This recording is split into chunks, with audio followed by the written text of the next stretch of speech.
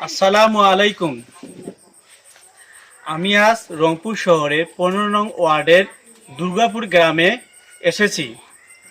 এখানটায় হোসেন আলী ভাইয়ের নামে মিথ্যা মামলা, অভিযোগ, বিভিন্ন ধরনের হয়রানিমূলক কথাবার্তা ছড়াচ্ছেন মোসাম্মদ লাইলি বেগম।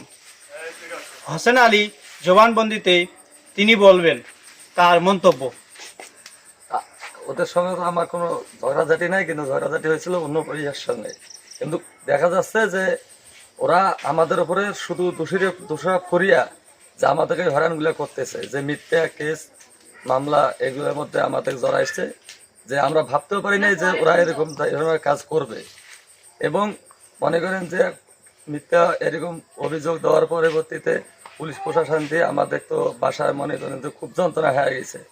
বাসায় এত অত্যাচার, আমরা মিথ্যা মামলার মিথ্যা অত্যাচারে এত যন্ত্রণা সহ্য করতে পারতেছি না। আমরা তার সুস্থ বিচার চাই। এই সম্পর্কে গ্রামবাসীর মধ্যে আমাদের এক বোন বলবে যে তিনি আসলে দোষী না অদোষী, বা এই সম্পর্কে বলবে। আসসালামু আলাইকুম। আমি মুসাম্মদ আজমিরা বেগম। আমি এই ভাইদের সম্পর্কে বলতেছি। এরা যেদিন এরা এই যে সব যে মামলা দিছে, এদের কোনো দোষ নাই। এরা সেদিন বাসায় ছিল না, এসব সম্পর্কে কিছুই জানে না। এরা মিথ্যা নিজের কাপড় চোপড় বা অন্য কিছু সমস্যা নিয়ে ওখানে যে এই মামলাটা করছে, এদের মধ্যে এরা কোনোই জড়িত ছিল না। এই মহিলা বা এদের বাড়ির লোক এতটাই যে খারাপ, মিনিটের মধ্যে বা 5 মিনিট 10 মিনিটের মধ্যে একজনকার জন্য অভিযোগ দিতে এদের কোনো দ্বিধাবোধই নাই। একজন নিজের মহিলা মানুষ যে নিজের একটা আছে, সেই সম্পর্কে ওদের কোনো ধারণাই নেই। মিথ্যা এটা ওটা জড়িত করি পুরুষ মানুষ 5 মিনিট বা 10 মিনিট লাগে না, তাড়াতাড়ি জড়িত করে।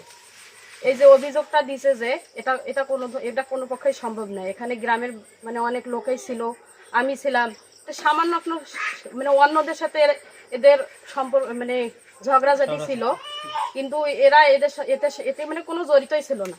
এ সম্পর্কে জানে না। ওটা ঝগড়াঝাটি রাত 2টা-3টার দিক হয়েছিল, সবাই ঘুমিয়েছিল।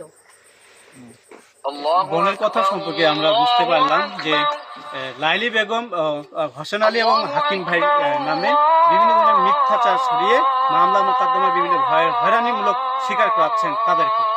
এই ছিল আমার প্রতিবেদন।